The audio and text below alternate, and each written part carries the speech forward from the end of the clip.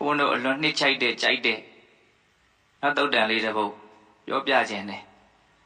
ဒီတုတ်တန်လေးကိုဘယ်ကနေစပြီးတော့ပြောရင်တော့ဆိုတော့လူတိုင်းကြားဖို့နေတဲ့ဂါထာလေးကနေစပြီးတော့ပြောခြင်းဣဇေဝကိစ္စမာတဗံကောဇေညာမရဏံသူဝေနာဟိနောသင်္ကရတေနမဟာတေနေနမေစုနာအတိပ္ပယ်ကပြောတာတော့ဣဇေဝကိစ္စမာတဗံလှုပ်တဲ့လှုပ်ထိုက်တဲ့ဒီကောင်းမြတ်တဲ့အလုပ်ကိုဒီကနေ့ပဲလှုပ်ဖြစ်အောင်လုပ်လိုက်ပါတဲ့။ဘာဖြစ်လို့လဲဆိုတော့ကောဇေညာမရဏံသူဝေမနေ့ဖြန်မှာရှင်တန်ခွင့်ရဥမေမရဘူးဆိုတာကိုဘယ်သူမှအတိအကျမသိနိုင်လို့ပါတဲ့။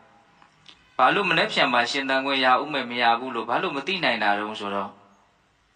နာဟိနောသင်္ကရံတေနမဟာတေနေနမေဇုနာမဟာတေနေနမေဇုနာများစွာသောစစ်တီရှိသောတေမင်းနဲ့နာဟိနောသင်္ကရံတေနတို့တွေမှာ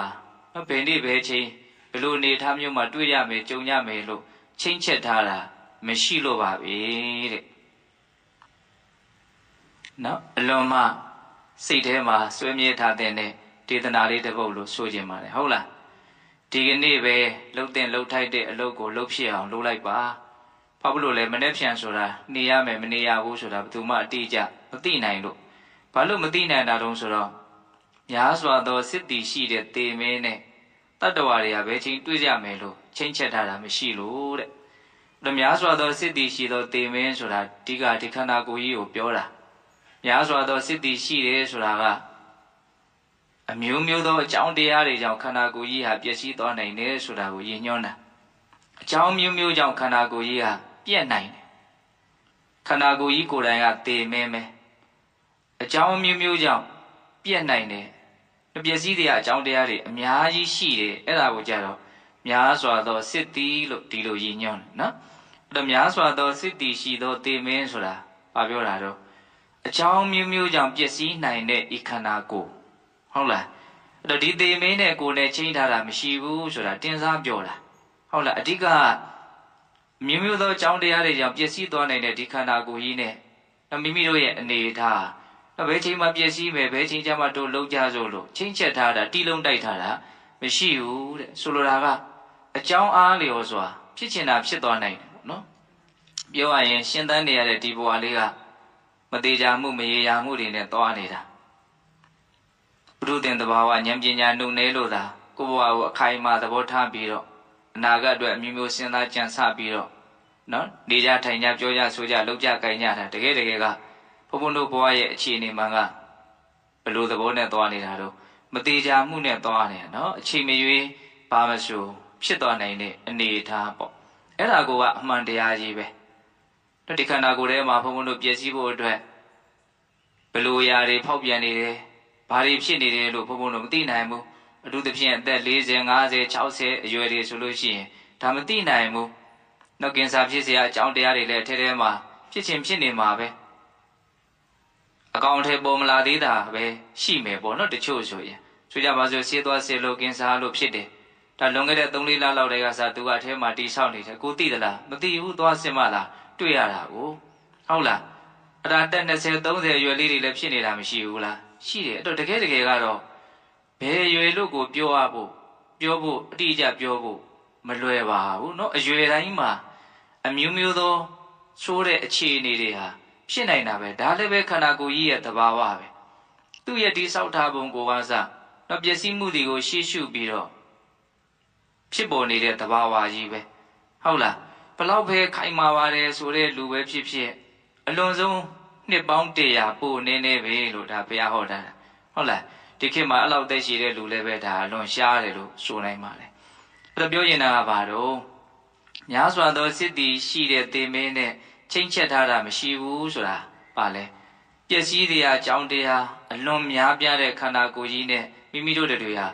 ဘယ်ချိန်မှပြက်ကြစို့ဘယ်ချိန်ကျမှပြက်မယ်လို့ချိန်ထားတာမရှိဘူးတဲ့ဒါကြောင့်မို့လို့မနှက်ဖြန်ဆိုတာတောင်သေကြတဲ့သဘောမရှိဘူးပေါ့နော်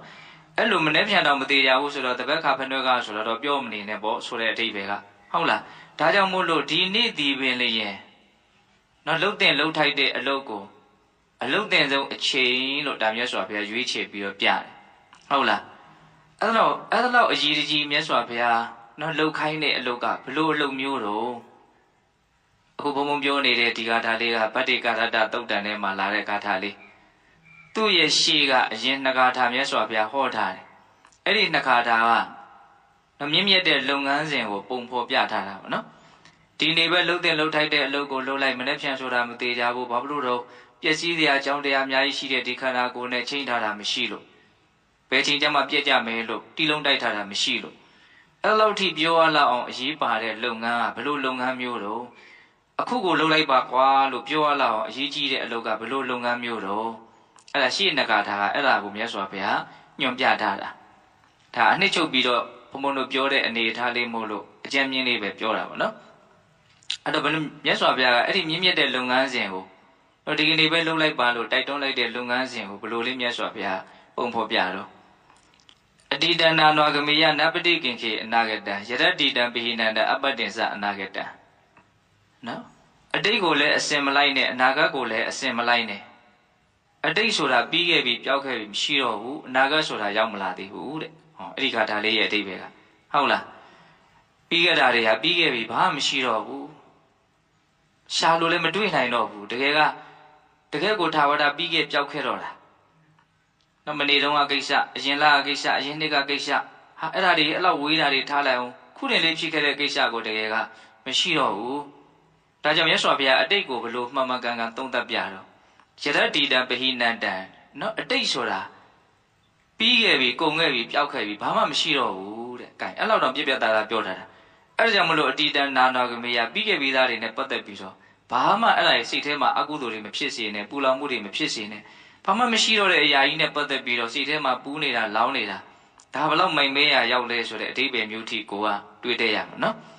အနာဂတ်ကိုကြတော့မြတ်စွာဘုရားဘလို့သုံးသပ်ပြတော့အပ္ပတင်္စအနာဂတံအနာဂတ်ကရောက်မလာသေးဘူးတဲ့ဟောရောက်မလာသေးဘူးဆိုတော့ဆန္ဒတွေသိဆုံးအနေနဲ့သူလည်းတကယ်မရှိသေးဘူးလို့ပြောတာပဲဟုတ်လားဒါကြောင့်တကယ်မရှိသေးတဲ့အရာတွေနဲ့ပတ်သက်ပြီးတော့လည်းပဲစိတ်ကိုနော်ຢာကဒေါသမောဟတို့ဖြင့်မပင်ပန်းစေနဲ့မပူလောင်စေနဲ့အကုသိုလ်မဖြစ်စေနဲ့လို့ပြောတာဟုတ်လားဒါကြောင့်အတိတ်ကိုလည်းမပြန်နဲ့အနာဂတ်ကိုလည်းမကြံနဲ့ဘာကြောင့်လဲအတိတ်ဆိုတာမရှိတော့ဘူးအနာဂတ်ဆိုတာရောက်မလာသေးဘူးတဲ့အလွန်ကောင်းတဲ့ဒေသနာလေးတွေနော်အဲ့လိုလေးသုံးသပ်ပြပြီးတော့မြတ်စွာဘုရားကအဲ့လိုအတိတ်ကိုမပြန်ဖို့အနာဂတ်ကိုမကြံဖို့တကယ်လက်တွေ့မှာဘလို့နေမလို့ဟောဒုတိယကထာပိစုပန်နေစယောဓမ္မတတ္ထဝိပတ္တိအတ္တဟိရအတ္တကုပ္ပံတံဝိရာမနုပြုဟေဤအခုလောလောဆယ်ပိစုပန်အခိုက်အတန့်တိုင်းမှာဖြစ်နေတဲ့ယုံ nant သဘာဝတရားလေးတွေပုဂ္ဂိုလ်တ attva သဘောမဟုတ်တဲ့ဟုတ်လားအခုလောလောဆယ်ပိစုပန်အခိုက်အတန့်တိုင်းမှာဖြစ်နေတဲ့ပို့ပြီးတော့ရှင်းအောင်ပြောရင်မြင်နေတဲ့ကြားနေတဲ့တွေးနေတဲ့ခံစားနေတဲ့သဘာဝလေးတွေဟုတ်လားအဲ့ဒီပိစုပန်မှာဖြစ်နေတဲ့အခိုက်အတန့်ပဲအဲ့ဒီသဘာဝတရားလေးတွေကိုသူတို့ဟာဘလို့သဘောရှိသလဲဆိုပြီးတော့သူတို့ရဲ့သဘောလေးတွေကိုအမှန်မြင်အောင်ကြည့်နေတဲ့ပိစုပန်နေစယောဓမ္မတထဝိပတ္တိအခုလောလောဆယ်ဖြစ်နေတဲ့သဘောလေးကိုအမှန်တိုင်းမြင်အောင်ကြည့်နေတဲ့အမှန်တိုင်းမြင်အောင်ကြည့်တယ်ဝိပတ္တိဝိပဿနာဟုတ်လားကိုဘုန်းတို့ရဲ့ဗဂတိမျက်စိကအမှန်တိုင်းမြင်တာမဟုတ်ဘူးအပေါ်ယံအယောင်တွေလောက်ကိုပဲလှတယ်မလှဘူးကြည့်ကောင်းတယ်ကြည့်မကောင်းဘူးလောက်ပဲမြင်တာအပေါ်ယံပဲမြင်တာအဲ့လိုအပေါ်ယံမြင်တော့ကြိုက်တယ်မကြိုက်ဘူးနဲ့ပဲတော့တုံ့ပြန်ပြီးတော့ဆင်းရဲခြင်းနဲ့ပဲအဆုံးသတ်သွားတာပေါ့ဟုတ်လားဒါကြောင့်မြတ်စွာဘုရားကကြည့်ကောင်းတယ်ကြည့်မကောင်းဘူးဆိုတဲ့အမြင်နော်ကြိုက်ခြင်းမကြိုက်ဖြင့်တုံ့ပြန်မှုဆင်းရဲဒုက္ခဖြင့်အဆုံးသတ်မှုအဲ့ဒါတွေမဖြစ်စေဖို့ဟုတ်လားအဲ့ဒီကြည့်ကောင်းတယ်ကြည့်မကောင်းဘူးလို့ထင်နေတဲ့အရာတွေရဲ့အပေါ်မှာအမှန်မြင်အောင်ကြည့်ခိုင်းတာအဲ့ဒါတွေကဘလို့သဘောရှိတုံးတကယ်ကနိစ္စဒုက္ခအနတ္တပဲလေဖြစ်နေတဲ့တရားတွေကနိစ္စဒုက္ခအနတ္တပဲမမြဲတဲ့သဘောမကောင်းတဲ့သဘောနော်ကိုဖြစ်ခြင်းတိုင်းမဖြစ်တဲ့သဘောသူ့အကြောင်းရှိတဲ့အတိုင်းဖြစ်နေတဲ့သဘောဟုတ်လားမမြဲတဲ့သဘောမကောင်းတဲ့သဘောအကြောင်းရှိသည့်အားလျော်စွာဖြစ်နေတဲ့သဘောနိစ္စဒုက္ခအနတ္တဆိုတာအဲ့ဒါပဲလေဟုတ်လားအဲ့ဒါလိုမျိုးပိစုပန်မှာဖြစ်နေတဲ့တရားကိုနိစ္စဒုက္ခအနတ္တအမှန်တိုင်းမြင်အောင်ကြည်နေတဲ့အဲ့လိုကြည်နေလို့ရှိရင်အတ္တဟိရံအတ္တကုပ္ပံအဲ့ဒီကြည်နေတဲ့အခိုက်အတန့်မှာဒီစိတ်ကိုအဲ့ဒီကိုကြည်နေတဲ့အာယုန်တွေကကိုမြင်နေရတဲ့အဲ့ဒီသဘာဝတရားတွေကလောဘဖြစ်အောင်လည်းမဖြားရောက်နိုင်ဘူးဒေါသဖြစ်အောင်လည်းမဖြည့်ဆည်းနိုင်ဘူးတဲ့လောက်ကောင်းတော့နော် ပြစ္ဆုတ်ပံမှာဖြစ်နေတာလေးကိုကိုကအမှန်တိုင်းမြင်နေတဲ့အခိုက်အတန့်လေးမှာအဲ့ဒီကိုအမှန်တိုင်းမြင်နေတဲ့အာယုံလေးကကိုယ်စိတ်ကိုຢာကဖြစ်အောင်လဲမဖြားယောင်းနိုင်ဘူးဒေါသဖြစ်အောင်လဲမဖြစ်စည်းနိုင်ဘူးဆိုလိုတာကအဲ့ဒီအချိန်မှာစိတ်ကအလွန်ကိုပဲအည်အသွေးရှိတယ်အလွန်ကိုပဲတန့်ရှင်းတယ်ဖြူစင်တယ်ကောင်းမွန်တယ်ဘာလို့လဲဆိုတော့ຢာကဒေါသတို့ဖြင့်နော်ဖြားယောင်းခြင်းဖြစ်စည်းခြင်းကိုမခံရလို့နော်စိတ်မှာအညစ်အကြေးကင်းသွားတာပေါ့နော်အဲ့ဒါလိုနေတဲ့နီးဟာဘဝမှာအမြင့်မားဆုံးအမြင့်မြတ်ဆုံးနေတဲ့နီးလို့ဆိုရမယ်ဟုတ်လားကိုယ်စိတ်မှာနော်ຢာကဒေါသမောဟမဖြစ်အောင်နေတဲ့နီးလောက်ကောင်းတဲ့နီးပဲရှိမယ်လို့ဟုတ်လားဒါကြောင့်ပြစ္ဆုတ်ပံမှာဖြစ်နေတဲ့တရားလေးကိုအိဋ္ဌဒုက္ခအနတ္တပဲဟဲ့လို့အမှန်သိအောင်အမှန်မြင်အောင်ကြည့်ပြီးတော့နေရှုပြီးတော့နေအဲ့လိုနေလို့ရှိရင်ဒီအာယုန်တွေကဒီသဘာဝတရားတွေကကိုယ်စိတ်ကိုလောဘဖြစ်အောင်လည်းမဖြားယောင်းနိုင်ဘူးဒေါသဖြစ်အောင်လည်းမဖြစ်စည်းနိုင်ဘူးအဲ့ဒါလိုနေတဲ့နီးနဲ့ပညာရှိတွေဟာနေကြတယ်တဲ့တန်ဝိတော်မနုပြွေရေးဆိုတာကိုပြောတာဟုတ်လားပိစုပန်နေစယောဓမ္မတထဝိပတ္တိအတန်ဟိရံအတန်ကုပ္ပံတန်ဝိတော်မနုပြွေရေးသူကလုပ်ငန်းစဉ်ကိုပြတယ်အလွန်ရှင်းလင်းပြတ်သားတဲ့ဒေသနာတော့နော်ကာထာနှစ်ပုဒ်ဟုတ်လားပထမကာထာပါပြောတော့အတိတ်ဆိုတာပြီးခဲ့ပြီအနာဂတ်ဆိုတာမရောက်သေးဘူးဒါကြောင့်အတိတ်ကိုမပြန်နဲ့အနာဂတ်ကိုမကြံနဲ့အတိအကျပြောရင်အတိတ်ကိုလည်းစိတ်ကအစဉ်လိုက်မနေနဲ့အနာဂတ်ကိုလည်းအစဉ်လိုက်မနေနဲ့ဟုတ်လားဟိုမိခင်နွားမကြီးရဲ့နောက်ကိုမွေးကာလနွားငယ်လေးဟာတကောက်ကောက်လိုက်နေတယ်ဘယ်သွားလို့မှ तू ကမပြတ်ဘူးလိုက်နေတယ်အစဉ်လိုက်နေတယ်ဆိုတော့ခေါင်းထဲမှာအဲ့ဒီဥမာလေးပေါ်လာတယ်မြတ်စွာဘုရားလည်းအဲ့ဒီဥမာလေးခဏခဏပေးတာရှိအဲ့လိုပဲဘုံဘုံတို့စိတ်တွေကအာယုံနောက်ကိုအစဉ်လိုက်နေတယ်တကောက်ကောက်နဲ့လိုက်နေတယ်ဘယ်ပဲလိုက်နေတာများအတိတ်သို့မဟုတ်အနာဂတ်မရှိတော့တာတွေနောက်ကိုလိုက်နေတာနော်မရောက်သေးတာတွေနောက်ကိုလိုက်နေတာနော်လောက်မှန်ပါတော့စဉ်းစားကြည့်နော်ဒါကြောင့်မို့လို့မြတ်စွာဘုရားအတိတ်ကမရှိတော့ဘူးအနာဂတ်ကမရောက်သေးဘူးအတိတ်ကိုအစဉ်မလိုက်နဲ့အနာဂတ်ကိုအစဉ်မလိုက်နဲ့ဘယ်လိုနေရမှာတော့အခုပြစ္ဆုတ်ပံမှာဖြစ်နေတဲ့သဘာဝတရားကိုအမှန်သိအောင်ကြည့်ပြီးတော့နေအဲ့ဒါဆိုလို့ရှိရင်ဒီစိတ်ဟာလောဘဒေါသမဖြစ်ဘူးအဲ့ဒီလိုမြင်မာတဲ့နေတဲ့နီးနဲ့ပညာရှိတွေဟာနေကြတယ်တဲ့ဒါနေနီးအကောင်းဆုံးအကျင့်မြတ်ကိုမြတ်စွာဘုရားညွှန်ပြဟုတ်လားအဲ့ဒီလိုနေတဲ့နီးနဲ့ဘယ်သူတွေနေကြတာတော့အမျှော်မြင်ရှိတဲ့ဉာဏ်ရှိတဲ့လူတွေဟာနေကြတယ်တဲ့အဲ့ဒီနှစ်ကာထာပြီးမှသောသောကာထာကိုမြတ်စွာဘုရားဟောတာနော်ဣဇေဝကိစ္စမာတ္တဗံဒီကနေ့ပဲလှုပ်တဲ့လှုပ်ထိုက်တဲ့အလွန်မမြင့်တဲ့အဲ့ဒီအလုပ်ကိုလှုပ်ဖြစ်အောင်လှုပ်လိုက်ကောဇင်ညာမတဏံသူ့ဝေမနေ့ပြန်မှာရှင်သန်ခွင့်ရအောင်မယ်မရတော့ဘူးဆိုတာဘယ်သူမှမသိနိုင်ဘူးဘာကြောင့်မသိနိုင်တာတော့အကြောင်းပြချက်အလွန်ကောင်းတယ်နော်မဟာတေနေနမေဇုနာများစွာစစ်တီရှိသောတေမင်းနဲ့နာဟိနောသင်္ကရတေနတတ္တဝါတွေဟာချိန်ထားတာမရှိဘူးပျက်စီးတဲ့အကြောင်းတရားအလွန်များတဲ့ဒီခန္ဓာကိုယ်ကြီးနဲ့တတ္တဝါတွေဟာဘယ်အချိန်မှတို့သေးကြမယ်ဘယ်အချိန်မှတို့ပျက်စီးကြမယ်လို့နော်ဒီလုံးတိုက်ထားတာချိန်ထားတာမရှိဘူးတဲ့ဟောဆိုလိုတာကသောသောကပြောတဲ့အလွန်မွန်မြတ်တဲ့အဲ့ဒီဝိပဿနာအကျင့်ကိုနော်အဲ့ဒီလိုခံယူချက်နဲ့အော်မနေ့ပြန်တော့မှငါရှင်ဖို့မသေးကြဘူးဆိုတဲ့ခံယူချက်နဲ့စဉ်းစားကြည့်နော်ဒီခံယူချက်မျိုးဖုံဖုံတို့မှာရှိဖို့မလွယ်ဘူးနော်မနေ့ပြန်တော့ငါမသေးကြဘူးဆိုရပါစို့မနေ့ပြန်မှာမုတ်ချကိုသေမဲ့လူတယောက်သေတံပေးခံရလို့ပဲဖြစ်စီဒါမှမဟုတ်တစုံတစ်ခုသောအကြောင်းကြောင့်သူကြိုတိနေတယ်ကြိုတိနေလို့ပဲဖြစ်စီမနေ့ပြန်သေတော့မယ်သူ့ရဲ့ရှင်သန်မှုကဒီနေ့တည်းရပဲရှိတော့တယ်ဆိုရင်ကိုမြဲတကယ်လို့အဲ့လိုဖြစ်ခဲ့မယ်ဆိုရင်ဘာလုပ်မလဲစိတ်တွေကဘလို့တွေတွေးမယ်လို့ထင်လေစဉ်းစားကြည့်နော်အကောင်းဆုံးလုပ်ကိုပဲလုပ်မှာနော်ဟုတ်တယ်မဟုတ်လားအဲ့တော့ဝေးမဟုတ်ပါဘူးအဲ့ဒါလည်းပို့ပြီးတော့နီးနီးကပ်ကပ်တွေးကြည့်ခဏနေရင်ကိုသေတော့မယ်လို့များသိခဲ့မယ်ဆိုရင်ဒါအခုချိန်မှာနော်ဒီလိုအနေအထားမျိုးကြီးတွေးဖို့ဆိုတာအဝေးရှိသေးတယ်လို့ကိုကထင်နေပြီမလို့တေချာတာကတော့တစ်ချိန်ချိန်မှာအဲ့ဒီအနေအထားရောက်မှာနော်ဟာငါတော့ခဏနေရင်သေတော့မှနဲ့တူပါရဲ့ဆိုတဲ့တော့အတွေးမျိုးတွေးရတဲ့အနေအထားကိုဘုံဘုံတို့တွေဟာမုတ်ချရောက်မှာနော်အဲ့ဒီမရောက်သေးပြီမလို့ရောက်လာမယ်အဲ့ဒီအခြေအနေကိုအခုကြိုးပြီးတော့စိတ်ကူးကြည့်စမ်းပါခဏနေရင်ငါသေတော့မှာလားလို့တွေးမိတဲ့အချိန်မျိုးဆိုရင်အဲ့ဒီငါဘာလုပ်မှာတော့နော်ကောင်းတာမှရိုးရိုးကောင်းတာမလို့ဘူးကောင်းတဲ့မှာထက်ရွေးအောင်မှာဟုတ်တယ်မဟုတ်လားဘုံဘုံတို့ထမင်းစားတော့လဲရွေးနေတာပဲလေဟင်းတွေအကုန်လုံးကစားလို့ရတဲ့ဟင်းတွေကြီးပဲဒါအကောင်းလေးတွေကြီးချက်ထားတာပဲလေရေထက်လဲတန်တန်လေးထည့်ထားတာစီလဲအကောင်းလေးတွေအကုန်လုံးချက်ထားတာအဲ့တော့တောင်မှဟင်းခွက်ထဲရောက်ပြီဆိုတော့ထပ်ပြီးတော့မလုပ်သေးတော့ ရွေးသေးတယ်နော်ရွေးပြီးတော့ပကံများတဲ့ရောက်တော့လည်းပဲအကောင်းဆုံးထင်တာကိုပဲတစ်ခါထပ်ပြီးတော့အရင်ရွေးပြီးတော့စားပြန်တာပဲဟုတ်လားအမြဲတမ်းရွေးနေတယ်အဲ့လိုပဲဘုန်းတို့စိတ်ကရွေးချယ်မှုနဲ့နေတာပေါ့အဲ့တော့ငါခဏနေသေးတော့မှလားဆိုတဲ့အတွေးမျိုးတွေးရပြီဆိုရင်ပထမကောင်းတာကိုမြန်မြန်ကိုမကောင်းတာတော့စိတ်ရင်းထဲကိုမထည့်တော့ဘူးဟုတ်လားကောင်းတာကိုလုပ်အဲ့ဒီကောင်းတာကိုမှကောင်းတာတွေကမှပို့ပြီးတော့ကောင်းတဲ့ကောင်းတဲ့အရာကိုထပ်ပြီးတော့မလုပ်မလို့ရွေးချယ်စီစီအောင်မယ်အမေဆိုဖေကလည်းအဲ့ဒါကိုရွေးပြတယ်လို့ဘုံဘုံကထင်ပါတယ်မနေ့ဖြန်တောင်မသေးကြတော့ဘူးလို့နော်အမြင်ရှိတဲ့လူတယောက်ကဒီနေ့ဘာလုပ်မလဲဒီနေ့ဘာလုပ်မလဲအကောင်းဆုံးလုပ်ကိုလုပ်မယ်အဲ့ဒီအကောင်းဆုံးလုပ်ကရှေ့နဂါထာနဲ့ပြောထားတယ်နော်အတိတ်ကပြီးခဲ့ပြီမရှိတော့ဘူးအနာဂတ်ကမရောက်သေးဘူးနော်ဒါကြောင့်အတိတ်ကိုလည်းမပြန်နဲ့အနာဂတ်ကိုလည်းမကြံနဲ့အခုလုံးလုံးတဲ့ပြစ္ဆုတ်ပံဖြစ်နေတဲ့သဘာဝတရားတွေကိုသာနော်အမှန်ကန်သိအောင်ကြိုးစားပြီးတော့သွားဒါဆိုရင်အဲ့ဒီစိတ်ဟာနော်လောဘဒေါသကင်းတဲ့အတွက်ကြောင့်အလွန်မှတန်ဖိုးရှိတဲ့အဆင့်မြင့်စိတ်ဖြစ်အောင်လေ့ကျင့်ရရောက်တယ်ဒီလိုနေနည်းနဲ့ပညာရှိတွေကနေကြတယ်အဲ့ဒါပြီးတော့မှဒီကထာလေးကိုဟောတာဟုတ်လားမနေ့ဖြန်တောင်နေဖို့မသေးကြဘူးလို့ဟုတ်လားအမြင်ရှိတဲ့လူတယောက်ကဒီနေ့အလုတ်တင်ဆုံးလုပ်ကိုသူလုပ်လိုက်မယ်ပေါ့နော်အဲ့ဒီနီးနဲ့မြတ်စွာဘုရားတိုက်တွန်းတာအဲ့ဒါမှနေကုန်းကျုံနောက်ဆုံးကထာလေးကပါလာတော့ဧဝံဝိဟာရိအာတာပိဟောဒတမတ္တန်တိတံတံဝေဘတ်တေကာရတောတိတန်တောအာစိခေတိမုနိဟုတ်လားအဲ့ဒီလိုမနေ့ပြန်တော့မှမသေးကြတော့ပါဘူး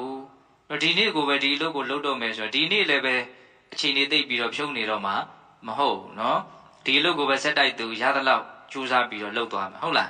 းအဲ့ဒီစိတ်ကူးမျိုးနဲ့အဟောရတမတ္တန်တိတံနေရောညင်ရောလေဟောညတောင်မအိတော်ဘူးသူကနေရောညင်ရောမပြင်းမရိအတ္တန်တိတံဆိုမပြင်းမရိနေရောညရောမပြင်းမရိဧဝံဝိဟာရိအာတာပိပြင်းထန်တဲ့လုံလဝရိယနဲ့အဲ့ဒီအလုပ်ကိုလုပ်ပြီးတော့နေတဲ့ပုဂ္ဂိုလ်ကိုတံဝေဘတ်တေကာရတောတိတယ်ဒီလိုကတော့ကောင်းသောညရှိတဲ့ပုဂ္ဂိုလ်ပဲလို့နော်တန်တောအာစိခတိမုနိကိလေသာငြိမ်းအေးတော်မူပြီးဖြစ်ကြတယ်နော်ဘုရားရှင်ကိုရောမြတ်ကြီးတွေကအဲ့လိုချီးမွမ်းကြတယ်တဲ့ဟုတ်လားဒါကနေ့မှာနော်နေနေတဲ့အချိန်တွေမှာအကောင်းဆုံးနေမှညအိပ်ဆက်တဲ့အချိန်မှာနောင်လာကင်းကင်းနဲ့ပီတိနဲ့ပတ္တိနဲ့ကောင်းကောင်းအိပ်ရမှာဒါဘုံဘုံကအပေါ်ယံကောင်းသောညရဲ့အတိတ်ပဲလေးကိုတွေးကြည့်တာပါဟုတ်လားနေ့မှာကောင်းကောင်းနေမထားဘူးခပ်ပေါ်ပေါ်ပဲနေထားတယ်ဆိုညအိပ်ဆက်ခါနေမှာနော်ကောင်းကောင်းနေထားတဲ့နေ့လောက်ကတော့ပီတိဖြစ်မှာမဟုတ်ဘူးကောင်းကောင်းနေထားတဲ့နေ့လောက်ကတော့စိတ်ထဲမှာနှစ်သက်မှုဝမ်းမြောက်မှုကြည်လင်မှုချမ်းသာမှုရှိမှာမဟုတ်ဘူးနော်နေ့မှာကောင်းကောင်းနေထားတယ်ဆိုရင်ညဘယ်လိုဖြစ်သွားမလဲဟာအရန်ကောင်းသွားမှာဟုတ်လားအဲ့ရတာကိုဆိုချမ်းသာသွားမှာနော်ဟုတ်လားဒါကြောင့်ကောင်းသောညလို့ပြောတဲ့စကားလေးရဲ့အဓိပ္ပာယ်ကလည်းစဉ်းစားရကောင်းတယ်နော်ဗတ္တိကာရတ္တကောင်းသောညနော်ဂါထာ၄ပုဒ်နော်ဒါဒီဂါထာ၄ပုဒ်ကိုမြတ်စွာဘုရားလက်ထက်ကနော်နတ်ပြည်လောကမှာတောင်မှထင်ရှားတယ်အဲ့ဒါတချို့နတ်တွေကဒီဂါထာ၄ပုဒ်ကိုအရကျက်ထားတာတောင်ရှိတယ်လို့ပြောတယ်ဟုတ်လားတချို့ဆိုရင်ယဟန်တွေကိုလာပြီးတော့တိုက်တွန်းတာရှိတယ်ဒီဂါထာတွေအကျယ်အကျဉ်းတွေရဲ့အဓိပ္ပာယ်ကိုနားလည်အောင်လုပ်ပြီးတော့ရွတ်အံတရေစဲမယ်ဆိုလို့ရှိရင်အလွန်မှအကျိုးကြီးတယ်ဟုတ်လားဘုံတော့အဓိပ္ပာယ်အလွန်ကောင်းလို့နော်ပိဋိတွေပါလေရွတ်တာလည်းပဲရွတ်ပေါ်အလွန်ကောင်းပါတယ်ဟုတ်လားဂုဏ်တော်တွေမေတ္တာတွေရွတ်တာအလွန်ကောင်းပါတယ်ဟုတ်လားသို့တော်ဒီဂါထာတွေကိုလည်းပဲရွတ်တဲ့တယ်လို့မထင်ဘူးလားနော်ဘာမှမကြောက်ဘူးနော်ခဏလေးကိုယ့်ရဲ့ဒီမေးလျော့နေတဲ့စိတ်ကိုတဖန်ပြန်ပြီးတော့နော်အစ်စ်ပြန်လုပ်ပေးရနှုတ်ဆွပေးရလဲရောက်မယ်ပေါ့နော်ဘဝမှာဘယ်လိုနေရမယ်ဆိုတာလေးကိုဒါမြတ်စွာဘုရားရဲ့ဆန္ဒပေါ့မြတ်စွာဘုရားရဲ့ဖြစ်စီခြင်းတဲ့သဘောလေးတွေလည်းပဲဒီထဲမှာထင်းထင်းရှားရှားမတွေ့ရဘူးလားတွေ့ရနော်အလွန်ကောင်းတယ်ဟုတ်လားအတိတ်ဆိုတာပြီးခဲ့ပြီအနာဂတ်ဆိုတာမရောက်သေးဘူးဒါကြောင့်အတိတ်ကိုမပြန်နဲ့အနာဂတ်ကိုမကြံနဲ့အခုလောလောဆယ်ဖြစ်နေတာလေးကိုအိဋ္ဌဒုက္ခအနတ္တလို့အမှန်သိအောင်ကြိုးစားပြီးတော့နေဒါဆိုရင်ဒီစိတ်ဟာလောဘဖြစ်အောင်လည်းအဖျားရောက်မခံရဘူးဒေါသဖြစ်အောင်လည်းအဖြစ်စီးမခံရဘူးအဲ့လိုနည်းနဲ့ပညာရှိတွေကနေကြတယ်ဒီမြင့်မြတ်တဲ့အလုပ်ကိုဒီနေ့ပဲလုပ်လိုက်မနေ့ပြန်ဆိုတာမသေးကြဘူးဘာလို့မသေးကြတာတော့ပျက်စီးတဲ့အကြောင်းတရားမျိုးစုံရှိတဲ့ခန္ဓာကိုယ်ကြီးဖြစ်နေလို့မနေ့ပြန်မသေးကြတာဟုတ်လားအဲ့ဒီလိုစိတ်ဓာတ်မျိုးနဲ့နေရောညာရောမပြင်းမကြီးပြင်းပြင်းထန်ထန်ကြိုးစားမယ်ဆိုရင်အဲ့ဒီလိုပုံကိုမျိုးကိုငြိမ်းအေးတော်မူဖြစ်တဲ့ဘုရားဆက်ရှိတဲ့သူတော်ကောင်းကြီးတွေကကောင်းတော်ညာရှိတဲ့ပုဂ္ဂိုလ်လို့ပြောရတယ်တဲ့ချီးမွမ်းကြတယ်တဲ့ဟုတ်လားဒါကြောင့်တရားတွေကတော့ကောင်းတဲ့တရားတွေကြီးပါပဲသို့တော့ကောင်းတဲ့တရားတွေတဲကမှကိုယ်စိတ်နဲ့ပို့ပြီးတော့နော်နှစ်ချိုက်တဲ့ထပ်ပြီးတော့ရွေးမယ်ဆိုရင်ဒီတရားလေးကစိတ်ထဲမှာအလုံးမကိုပဲနှစ်သက်ရတဲ့တရားတဲ့ဘုဒါလေးကိုနောက်ဒီကမာကြီးတို့ဘုံဘုံတို့အမြတ်တမ်းဝေခါနည်းလေးမှာ စိတ်ထဲမှာနော်ကုသိုလ်အစွမ်းတတ္တိတွေပုံမူပြီးတော့ထက်မြက်စေဖို့ကုသိုလ်တရားတွေပို့ပြီးတော့ဖြူစင်စေဖို့နှလုံးသွင်းဆင်ခြင်ဖို့ဒါလေးကိုပြောပြပါတယ်ဟုတ်လားဒါဆိုရင်လှူဒန်းထားတဲ့ကုသိုလ်ရှိတယ်သီလစောင့်တည်ထားတာရှိတယ်အခုတရားနာရင်ဖြင့်တမာရီပညာကုသိုလ်ကောင်းမှုများလည်းအထိုက်လျောက်ဖြစ်သွားကြတယ်ပေါ့နော်အဲ့ဒီကုသိုလ်ကောင်းမှုတွေမိမိတန်တာမှာရှိနေပြီဆိုရင်ဒီကုသိုလ်ကောင်းမှုတွေကြောင့်မဉ္ဇဉ်ပူညာမျက်နှိပ်ပံကိုမျက်မှောက်ပြုပြရစေလို့ဆုတောင်းကြရမယ်ဟုတ်လားဒါကြောင့်တရားနာနေကြတဲ့ပေတပေါင်းသူတော်ကောင်းတို့သည်